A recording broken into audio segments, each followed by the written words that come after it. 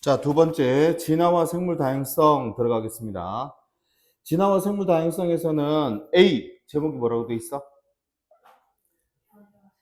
변이와 자연선택. 변이라고 하는 것이 무엇이고, 그 다음에 자연선택설이라고 하는 놈에 대한 얘기를 좀 더 자세하게 다룰 거예요. 그 다음에 두 번째, B는 뭐죠? 자연선택에 대한 얘기를 좀 더 얘기를 할 거야. 그 다음에 세 번째 C는 뭐죠? 고기 생물 다양성을 하기 위해 가지고 빌드업을 한다고 보시면 됩니다. 자, 첫 번째 변이라고 하는 놈부터 들어갑시다. 변이 뭘 보고 변이라고 한다고 돼 있어? 잠깐만 제목 좀 적자. 두 번째 진화와 생물 다양성이라고 하는 놈이고, 첫 번째가 변이와 자연선택.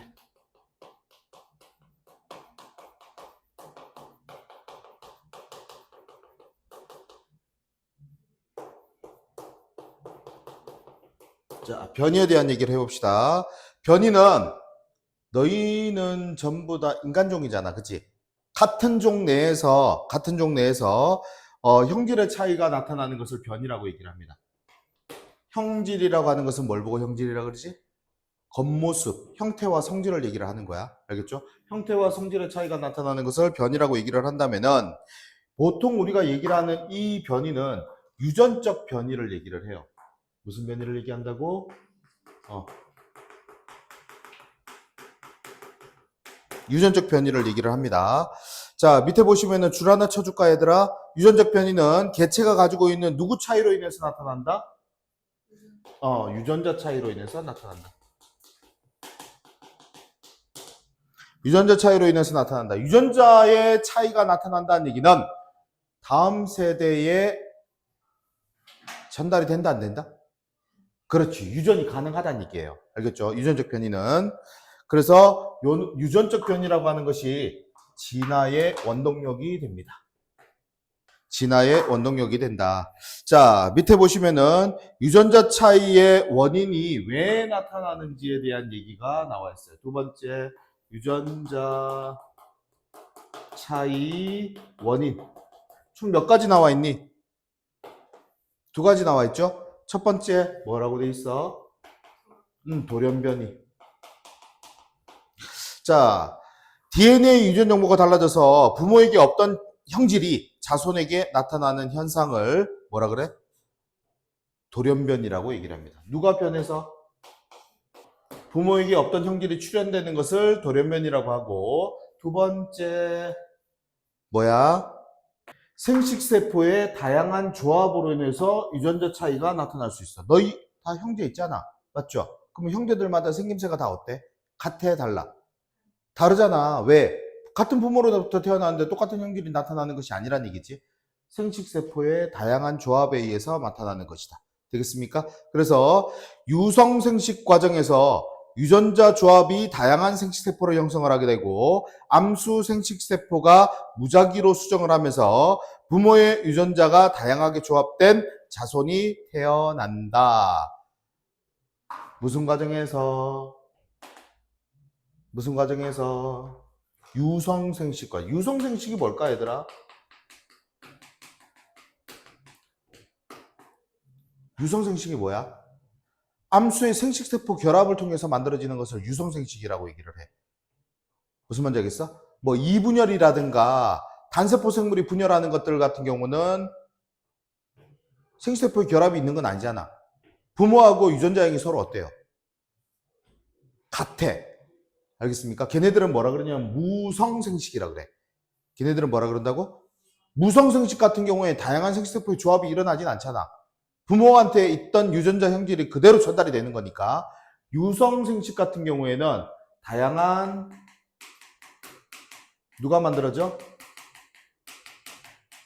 생식세포가 형성이 되고 이 다양한 생식세포로부터 무작위 생식세포의 결합이 만들어지게 되면 다양한 형질을 만들어내게 되는 것이다. 이 말이야. 알겠죠? 그래서 우리가 중점적으로 봐줘야 되는 것은 이놈이에요. 생식세포가 다양한 생식세포의 결합을 통해서 유성생식을 함에 따라서 다양한 생식세포의 결합이 만들어지게 되고 그로 인해서 다양한 형질이 나타나게 된다. 자, 대표적인 예가 뭐냐면은 무당벌레 있잖아. 무당벌레의 등껍질 모양이 빨간색 바탕에 까만색 점 있는 거지. 근데 그 모양이 전부 다 같을까 다를까? 그렇지, 다르다. 다른 것은 뭐 때문이다? 이것 때문이다. 알겠죠? 얼룩말의 모양이, 줄무늬 모양이 다 같아 달라. 다른 것도 이것 때문이다. 뭔 말인지 이해되죠? 너희의 형제들 간의 생김새가 다른 것도 이것 때문이다. 이해되지? 오케이?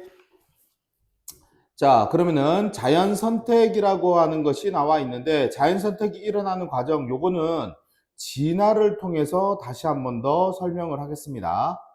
진화를 통해서. 자, 진화. 두 번째. 진화라고 하는 놈의 정의를 내려볼까? 뭐라고 돼 있어? 오랜 시간에 걸쳐서, 단시간에 걸쳐서? 오랜 시간에 걸쳐서, 오랜 시간 동안에 여러 세대를 거쳐.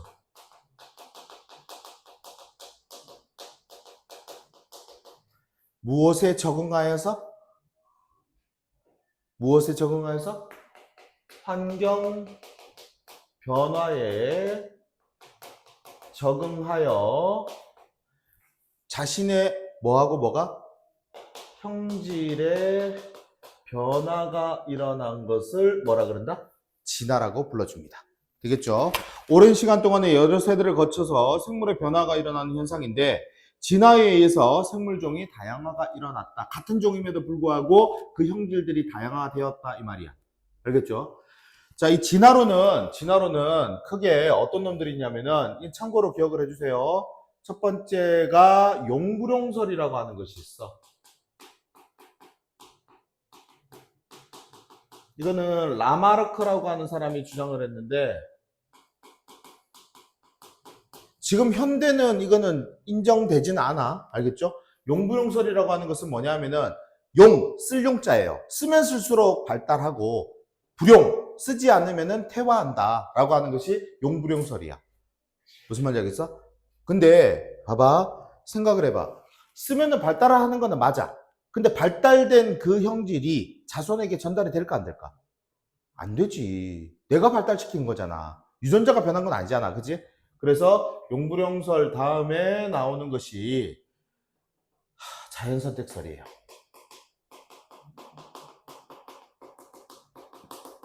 자연선택설은 다윈이 주장을 한 건데 요거는 조금 이따가 우리가 다시 볼 거니까 그냥 넘어갈게. 그 다음에 돌연변이설이라고 하는 것이 있어. 돌연변이가 나타나. 아까 돌연변이 얘기했죠. 돌연변이는 누구의 변화에 의해서? DNA의 변화에 의해서. 그럼 DNA 변화가 일어나는 거니까 자손에게 전달이 될까 안 될까? 되겠지. 맞죠? 근데 문제는 뭐냐면은 이 돌연변이가 나타난 것들을 보면은 생존에 불리한 방향으로 주로 일어난다는 얘기예요. 그러니까 예를 들어 가지고 지금 내가 만약에 돌연변이를 낳았어. 내가 돌연변이라고 할게. 예를 들어서 내가 돌연변인데 내 귀 뒤에 아가미가 발달돼 있다라고 얘기를 하자. 그럼 나는 아가미가 발달돼 있다는 얘기는 물속에서도 숨을 쉴 수 있어 없어? 있죠. 그럼 니들보다 좀 더 진화된 동물 맞지? 근데 내가 지금 물속에서 살아? 땅 위에서 살아? 그렇지. 그러면 나는 이 아가미가 굳이 필요해? 필요 없어? 그렇지. 필요 없는 거지. 근데 만약에 지구온난화로 인해 갖고 양극에 있는 빙하들이 다 녹아버렸어. 녹아버리고 뭐 육지 면적이 줄어들면서 육지가 하나도 없어졌다라고 얘기를 해봅시다. 예를 들어서. 그러면 우리는 어디서 살아야 돼? 그럼 나는 너희들보다 적응을 잘할까? 못할까? 그렇지. 그럼 환경에 따라 달라지는 거지. 근데 대부분의 돌연변이 같은 경우들은 지금 현재 생활하는 데 돼갖고 불리한 방향으로 주로 일어나는 경우들이 많거든요. 뭐, 다운 증후군이라든가, 아니면 클라인펠트 증후군이라든가, 아니면 터너 증후군, 얘네들 전부 다 이제 전응아에다가 뇌 활동이 뭐 20살 이전에 자손 번식이 불가능하거나 아니면은 뭐 뇌가 제대로 활동을 안 한다거나 여러 가지 문제들이 발생을 해요. 그래서 조금 얘도 아직까지 그냥 가설로 남아 있는 거야. 돌연변이 설이에요. 돌연변이 설. 그 다음에 격리설이라고 하는 것이 있어. 격리설이라고 하는 것이 있는데 이건 뭐냐면 떨어진 대륙에서 그 떨어진 대륙에 맞게끔 환경 변화에 적응하면서 동물들이 진화를 이루었다라고 하는 것이거든. 그 대표적인 예가 뭐냐면 호주예요. 호주, 오스트레일리아. 호주에 가면은 뭐 있어? 코알라도 있고 캥거루도 있고 우리 유라시아 대륙이라든가 이 큰 땅덩어리 아프리카 대륙이라든가 남아메리카 대륙이라든가 이런데 캥거루 본 적 있니? 없잖아. 코알라 있어? 없잖아. 또 이상한 거 또 있어요. 오리너구리 이런 애들. 오리너구리. 오리너구리의 부리는 뭐로 이루어져 있어? 부리로 이루어져 있으니까 조류가 되겠지. 온몸이 털로 덮여져 있어. 얘 뭐야? 너구리 포유류의 특징이거든. 근데 얘가 알을 낳을까 새끼를 낳을까? 새끼 낳아요. 근데 알 낳아요. 뭔 개소리냐고. 몸속에서 알을 낳아가지고 몸 안에서 부화를 시켜갖고 몸 밖으로 빼낼 때는 새끼를 낳는 거야. 이런 걸 갖다가 알을 낳는 걸 난생이라고 얘기를 하거든. 새끼를 낳는 걸 갖다가 태생이라 그래. 그래서 이런 애들을 갖다가 난태생이라고 얘기를 합니다. 발가락에 물갈퀴를 가지고 있다거나 그래서 조류하고 포류의 특징을 둘 다 가지고 있는 거지. 얘 같은 경우에는. 이런 것들이 특정한 대륙에서 그들에 맞게끔 진화가 일어났다라고 하는 것이 격리설이라고 하는 건데 이것도 역시 문제가 되는 것은 뭐냐면은 그 대륙에서는 설명이 가능해요. 맞지? 근데 전체적으로 설명이 가능해, 불가능해?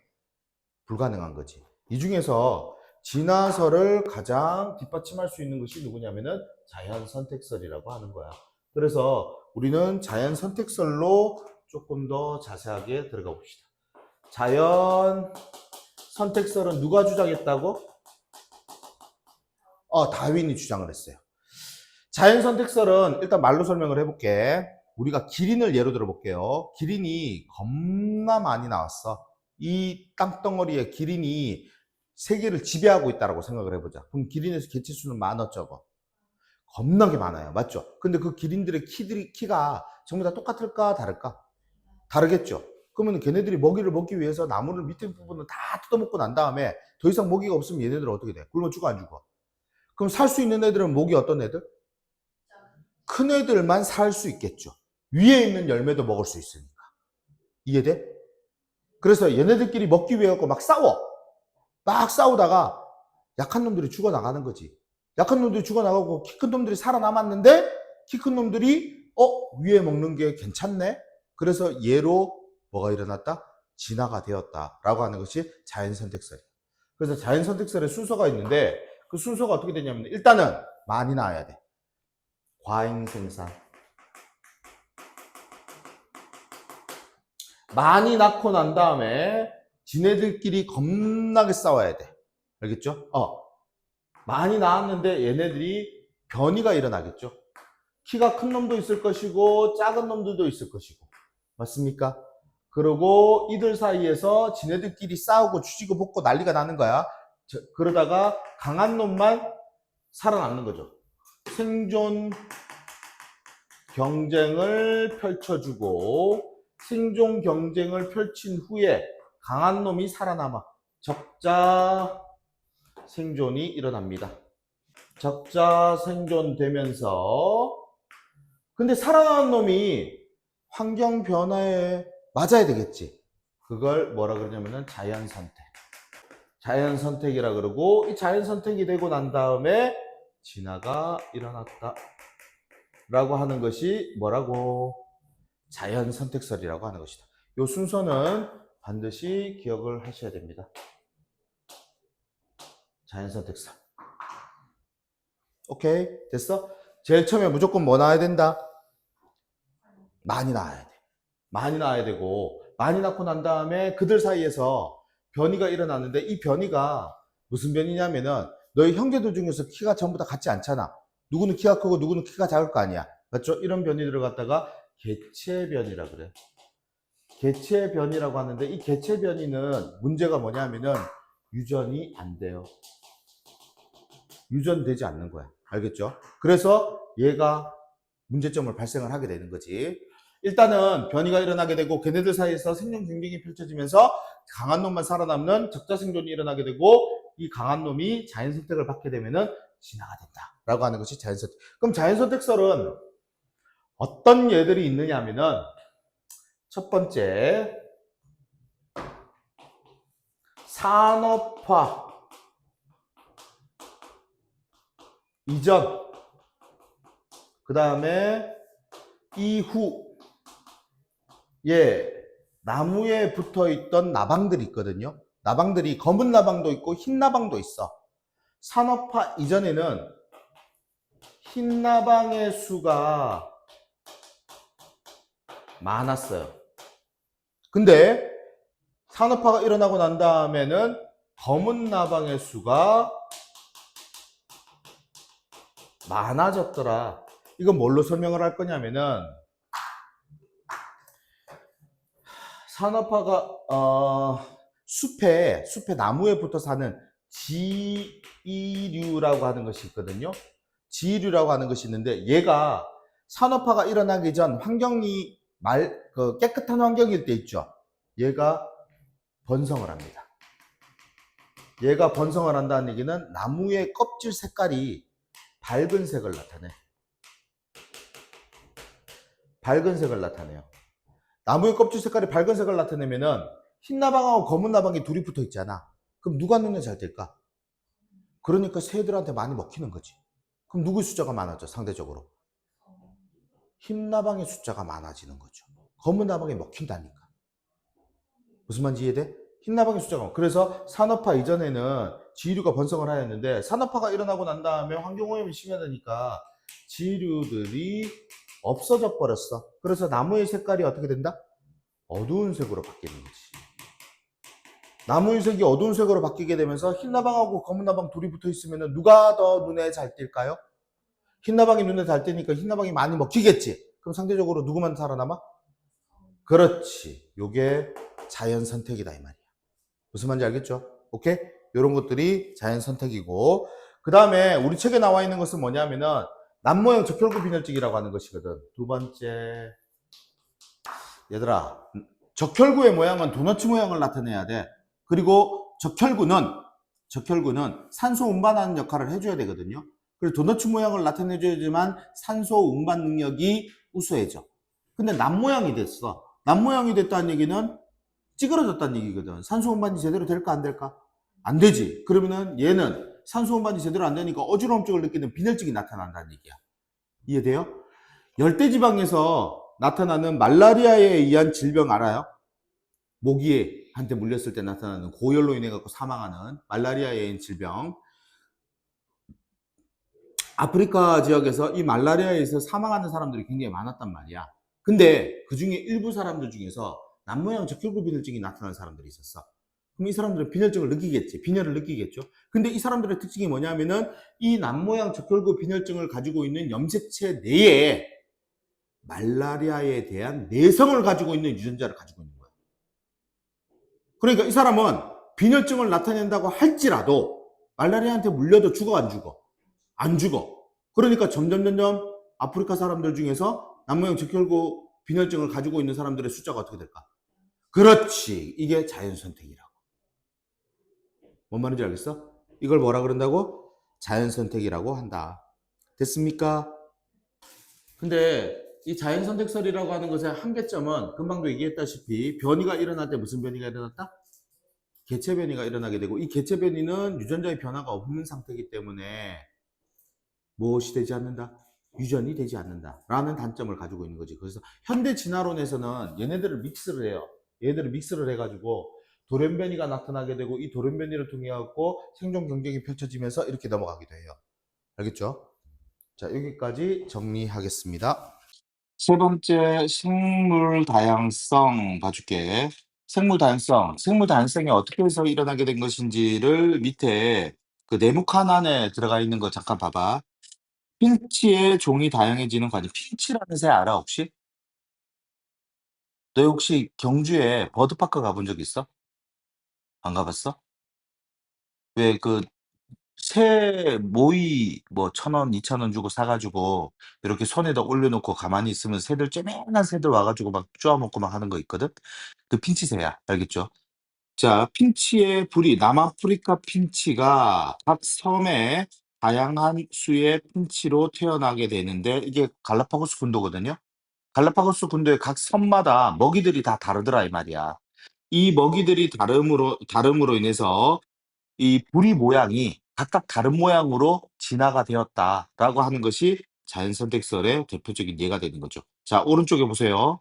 남아프리카 핀치가 갈라파고스 군도 제도로 건너와 각 섬에서 부리의 모양이 다양한 많은 수의 핀치가 태어나게 되고 과잉 생산이에요. 오케이? 과잉 생산 줄여줄까? 과잉 생산되고 그다음에 그중에서 변이가 일어남에 따라서 얘네들이 생존 경쟁이 펼쳐졌겠지. 생존 경쟁이 펼쳐지는데 강한 놈은 살아남고 약한 놈은 어떻게 되니? 어. 적자 생존이 일어나겠죠? 그다음에 살아남은 놈들이 자연의 선택이 되면은 그놈으로 진화가 되었다라고 하는 것이 요놈의 설이 되는 거야. 알겠죠? 오케이?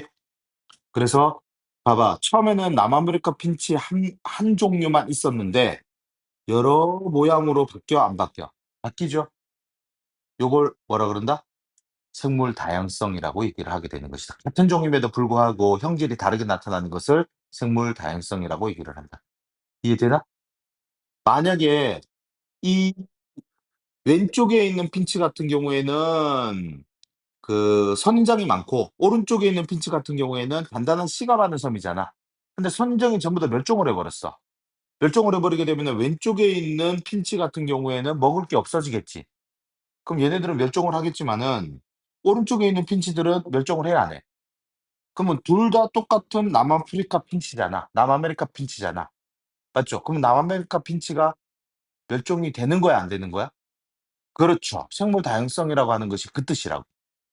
세 여러 가지 형질을 나타내고 다양화가 일어나면서 환경 변화에 대한 적응력이 높아지는 거지.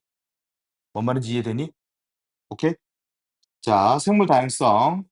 생물이 지니고 있는 유전자의 다양성, 그다음에 생물 종류 다양성, 그다음에 생태계의 다양성 총 몇 가지로 나눠 볼 수 있죠? 첫 번째 유전적 다양성 동그라미 쳐 주시고 그다음에 두 번째 종 다양성 동그라미 쳐 주시고 그다음에 세 번째는 생태계 다양성 동그라미 쳐 주시면 돼요. 표에다 동그라미 쳐 주세요, 얘들아. 유전적 다양성은 별표 치세요. 같은 생물종 내에서 다양한 형질이 나타나는 것을 유전적 다양성이라고 얘기를 하고 유전자가 다양해지면 다양해질수록 유전적 다양성이 높게 나타납니다. 그래서 대표적인 것이 얼룩말의 줄무늬, 그다음에 달팽이의 껍데기 무늬 모양이라든가 아니면은 무당벌레의 등껍질 무늬라든가 이런 것들이 전부 다 유전적 다양성을 뜻하는 것이죠. 됐습니까? 어. 이 유전적 다양성이 많이 나타나게 되면은 종 다양성도 높아져 낮아져? 얘들아 봐봐. 유전적 다양성은 하나의 종에서 유전적 다양성이 10 가지로 뻗어나갔다라고 생각을 해 봐. 그러면은 10 개의 종이 존재를 한다 그러면은 다양화가 훨씬 더 많이 일어나겠죠. 그지? 그래서 유전적 다양성이라고 하는 거는 종 다양성을 유지하는 원천이 되는 것이 understand? 종 다양성을 유지하는 원천이 되는 것이다. 종 다양성 들어갈게요. 일정한 지역에서 줄쳐 줄까? 일정한 지역 내에 살고 있는 생물종의 다양한 정도, 생물종의 다양한 정도. 요걸 종다양성이라고 얘기를 하는데 중요한 거는 그 밑에 줄에 보면은 종다양성이 높을수록 생태계는 안정적으로 유지된다라고 하는 말 찾았니? 별표 쳐줄게. 그러면 언제 때 종다양성이 높으냐? 생물종 수가 많을수록. 두 번째, 생물종의 분포 비율이 고를수록. 생물종의 분포 비율이 고를수록 종다양성이 높다. 자, 예를 들어 볼게요. 밑에 가하고 나하고 그림 봐봐. 가는 몇 개의 종으로 이루어져 있습니까? 네 개의 종으로. 나는요? 나도 네 개의 종으로 이루어져 있어. 총 개체수 세볼게. 가는 개체수가 총 몇 개야? 20그루 있죠? 개체수. 나는 총 몇 그루 있습니까? 20그루 있어. 가와 나의 개체수는 서로 어때? 그다음에 개체종의 종류도 서로 어때? 같은데 가에서는 누가 주로 보이니? A종이 훨씬 더 많죠. 근데 나는 전부 다 골고루 분포돼 있지. 그럼 종다양성이 누가 더 높다? 나가 더 높다. 이렇게 되는 거야. understand? 어. 자, 생태계 다양성. 어떤 지역에서 사막, 초원, 삼림, 호수, 강, 바다, 다양한 생태계가 존재하는 것을 의미하는 것인데, 생물과 환경 사이에서 상호작용이 높아집니다. 훨씬 더. 알겠죠? 그래서 맨 밑에 줄에 줄 쳐줄게. 생태계 다양성이 높을수록 종다양성과 유전적 다양성이 높아진다. 여기까지 됐니? 마지막 별표 치고 줄 치고 들어갈게요. 생물 다양성 보존이 필요한 이유는 생물 다양성이 높으면 높을수록 생태계가 안정적으로 유지되고 활용할 수 있는 생물 자원이 풍부해지는 거지. 그러면 어떻게 풍부하게 이용을 할 수 있느냐? 오른쪽 잠깐 볼게. 생물 다양성과 생물 자원 찾았습니까? 자, 식량으로 이용될 수 있는 것이 쌀도 식량으로 이용될 수 있고 옥수수도 식량으로 이용될 수 있고 콩도 식량으로 이용될 수 있어요. 종다행성 맞습니까? 그다음에 옷으로 의복으로 이용되는 것이 목화도 되고 누에도 되고. 자, 그다음에 주택으로 이용되는 거는 나무, 풀 전부 다 주택으로 이용이 되게 가능하죠. 그다음에 그 의약품 잠깐 봐봐 얘들아. 의약품. 주목은 줄 쳐놔라. 항암제로 이용이 됩니다. 푸른 곰팡이는 페니실린, 항생제로 이용이 됩니다. 페니실린이 항생제다 얘들아. 항생제. 오케이? 자, 그다음에 옥수수, 사탕수수 같은 경우에는 바이오 연료를 얻는데 에너지로 이용이 되고 그다음에 생물 유전자, 병충해, 저항성 유전자 등을 이용해서 새로운 농작물을 개발을 하고 우리는 알지 못하고 그냥 사 먹고 마는데 수박 있죠? 수박 같은 경우에도 지금 품종이 계속해서 변화가고 있는 중이야. 참외도 마찬가지고. 알겠죠? 계속 변해가고 있고 그다음에 여가를 누리는데 휴양림이나 수목원, 국립공원 이런 데 이용이 되는 것이다. 전부 다 생물 다양성을 이용한 생물 자원들이다. 알겠습니까? 오케이. 자, 그러면은 뒤쪽으로 넘어가서 생물 다양성의 감소 원인 별표 5개. 어떻게 하면은 어떤 짓거리를 하면은 생물 다양성이 나빠질까? 감소될까? 다양화가 파괴가 될까? 자, 이러한 원인의 대부분은 줄 쳐줄까 얘들아? 인간 활동에 관련이 깊다. 하여튼 인간이 문제야. 맞죠? 됐습니까? 자, 서식지 파괴. 뭔지 알지? 살고 있는 곳을 파괴하는 것을 서식지 파괴라고 얘기를 하고, 그 다음에 단편화. 단편화가 뭐야? 단편화가 뭐야? 서식지가 반으로 쪼개지는 거야. 무슨 말인지 알겠어? 서식지가 반으로 쪼개지는 거. 도로를 뚫는다거나 아니면은 숲을 반으로 나눠버리는 걸 갖다가 단편화라고 얘기를 해요. 그 서식지 단편화 줄 쳐줄게. 도로나 댐 건설 등으로 하나의 서식지가 여러 개로 분리되는 것을 뭐라 그런다? 단편화라고 불러주고 서식지 면적이 줄어들고 그다음에 이동이 제한되어서 고립됨으로 생물 다양성이 감소하게 됩니다. 되겠습니까? 그다음에 불법 포획과 남획이라고 돼 있는데 포획은 뭐고 남획은 뭘까 얘들아? 과도하게 많이 잡는 것을 남획이라 그래. 오케이? 과도하게 많이 잡는 거. 그걸 남획이라고 하고 남발한다는 얘기야. 알겠죠? 남발한다는 얘기고 포획은 뭐냐면은 잡아들이는 걸 포획이라고 얘기를 하거든. 근데 포획은 앞에 반드시 뭐가 들어가야 돼? 불법이라는 말이 들어가야 돼. 불법 포획이야. 무슨 말이냐? 잡지 말아야 되는 것들을 잡아들이는 걸 갖다가 포획이라고 얘기를 하는 거야. 우리나라는 아니 전 세계적으로 그 고래 있죠, 고래. 고래를 잡는 것이 불법이니 합법이니? 불법이에요. 그 우리나라에서 고래가 잡히는 경우 있어 없어? 그 죽었는 고래를 데리고 오는 거는 잡아오는 건 괜찮아요. 근데 우리가 뭐 어망을 친다거나 아니면은 작사를 쏜다거나 해 가지고 얘네들을 잡아들이는 거는 전부 다 뭐야? 불법으로 들어가는 거야. 뭔 말인지 이해되지? 오케이? 그래서 포획은 불법 포획을 같이 기억을 해 주시고 남획은 남발한다. 쌍끌이 어선이라든가 막 이런 것들을 가지고 가도 완전히 난리 나는 거지. 그지? 그래서 우리나라 산림에 처해져 있는 호랑이, 여우, 곰, 대형 포유류는 무분별한 사냥으로 멸종 위기에 처하거나 아니면은 멸종해 버렸죠. 지금 현재. 호랑이는 우리나라에 있어 없어? 백두산 호랑이는 있어요. 백두산 호랑이는 있는 상태고 한동안 반달곰이 있었잖아. 반달곰 뭔지 알지? 어디 살아? 지리산, 지리산.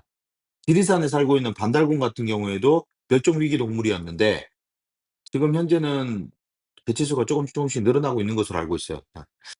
하여튼 멸종 위기에 처하거나 멸종을 하였다. 그다음에 그 곰은 웅담이라고 해 가지고 옛날에 사람들이 곰 쓸개 있잖아요, 쓸개.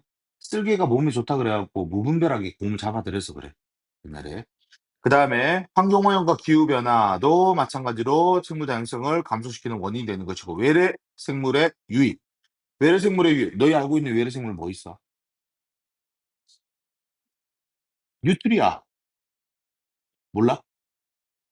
쥐 있잖아. 대빵 큰 쥐 있잖아. 어? 카피바라 좀 다르고 비슷하게 생기긴 했는데 걔는 귀엽고 뉴트리아는 징그럽게 생겼고. 어. 그다음에 너희 낚시 부모님들 낚시 안 하시나? 아빠? 안 하세요? 블루길 몰라? 베스 이런 애들. 이런 애들도 마찬가지로 외래종으로 들어갑니다. 황소개구리라든가 이런 것들이 전부 다 외래종으로 들어가는데 우리나라에서 외래종이 문제가 되기도 하지만은 우리나라 토종 물고기들이 외국에 나가 갖고 외래종 취급을 받는 경우들도 있어요. 그 우리나라에 토종 메기 알죠? 메기. 메기가 이탈리아로 지금 넘어갔대. 근데 이탈리아에서 이 메기가 이탈리아에 살고 있는 웬만한 그 동네에 살고 있는 원래 살고 있던 물고기들 있잖아요. 걔네들을 다 잡아먹고 다닌대요, 지금.